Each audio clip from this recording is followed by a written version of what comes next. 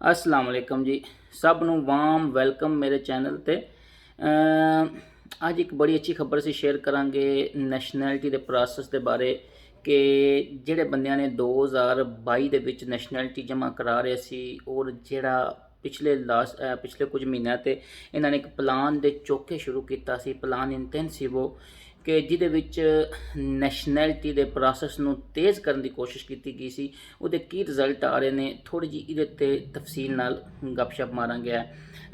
ਇਸ ਤੋਂ ਪਹਿਲੇ ਕਿ ਅਸੀਂ ਵੀਡੀਓ ਨੂੰ ਅੱਗੇ ਲੈ ਕੇ ਜਾਈਏ, ਮੇਰੀ ਸਭ ਗੁਜ਼ਾਰਿਸ਼ ਹੈ ਕਿ ਜਿਹੜੇ ਬੰਦੇ ਵੀ ਸਪੇਨ ਜਾਂ ਯੂਰਪ ਆਉਣਾ ਚਾਹ ਰਹੇ ਨੇ ਜਾਂ ਮੁਸਤਕਬਲ ਵਿੱਚ ਉਹਨਾਂ ਦਾ ਪਲਾਨ ਹੈ ਕਿ ਅਸੀਂ ਸਪੇਨ ਜਾਂ ਯੂਰਪ ਸੈਟਲ ਹੋਈਏ, ਜਾਂ ਜਿਹੜੇ ਬੰਦੇ ਆਲਰੇਡੀ ਯੂਰਪ ਵਿੱਚ ਰਹਿ ਰਹੇ ਨੇ ਜਾਂ ਸਪੇਨ ਦੇ ਵਿੱਚ ਰਹਿ ਰਹੇ ਨੇ, ਉਹ ਸਾਡਾ ਚੈਨਲ ਸਬਸਕ੍ਰਾਈਬ ਕਰੋ।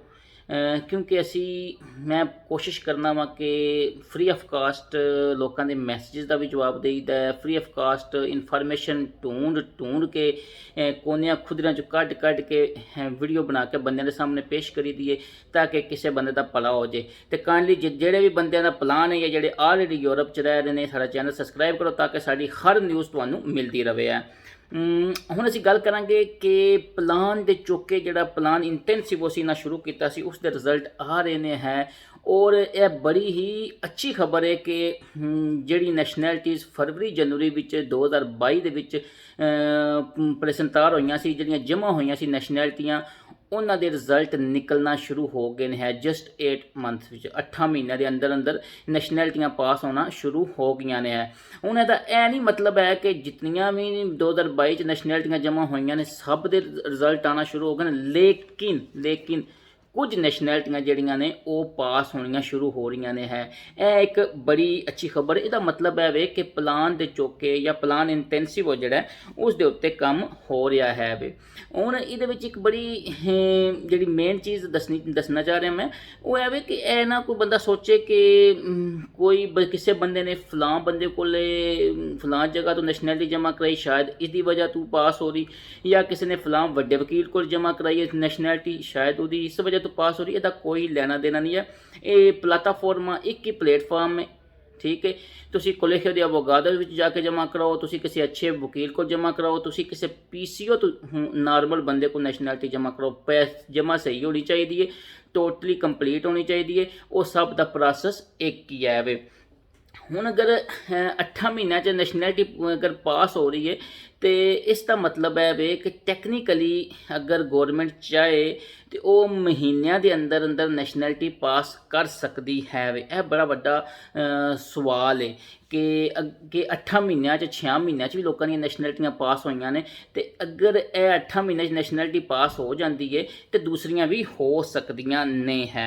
हुण इस तो बाद कई बंदे भी मैनू सवाल एक तो किया कि इस तो बाद करना की चाहिए, क्योंकि अगर साल इन्होंने नॉर्मली टाइम लिया होंगे कि साल के अंदर अंदर असीं नैशनैलिटी का प्रोसैस जो उन्होंने कंप्लीट करना, नैशनैलिटी पास करनी है, और अगर साल के बाद साल के अंदर अंदर नैशनैलिटी पास थोड़ी नहीं होती तो उन्होंने की करना चाहिए। तो बेहतरीन तरीका यही होंगे कि तुसीं भी खुद सियाल चले जाओ, रिक्रूट सोच चले जाओ है, उस टाइम ही चले जाओ ना, जो ही साल कंप्लीट होता है 8 रिक्रूट सोच जाओ है, अपना टाइम ज़ाया करने की जरूरत नहीं है। ਜਿਹੜੇ तो 2022 वाले ने उन्होंने तो प्रोसैस बहुत तेज़ है। उम्मीद है कि उन्होंने हो सकता है ये अराउंड बोट ही जिस हिसाब से नैशनैलिटी के प्रोसैस चल रहे हैं, हो सकता है कि उन्होंने इस दे अराउंड बोट ही उन्होंने रिजल्ट आना शुरू हो जाए। हुण इत्थे एक बहुत वड्डा सवाल जन्म लैंदा है, वो है वे कि बंदे आखणगे असीं तो 2021 नैशनैलिटी जमा कराइए, कुछ आखणगे असीं 2020 जमा कराइए, कुछ आखणगे कोई थोड़े जिन्ने साड़ी तो ये 2019 का भी प्रोसैस पेंडिंग है। ये की तरक है असल विच यह बहुत वड्डा ही लम्हा फिक्रिया है, बड़ी टेंशन वाली बात है कि स्पेन की गौरमेंट ने जेडे नैशनैलिटी का डिपार्टमेंट इन्होंने कोई खास क्राइटेरिया कोई नहीं रखे कि किस दा जल्दी पास करना है, किस दा लेट करना है। हुण तुसीं देखो कि 2019 दी अगर कुछ दरखास्तां पेंडिंग ने, लेकिन 2020 के फैसले आ रहे हैं, 2021 तो बहुत ज़्यादा पेंडिंग चल रहा है।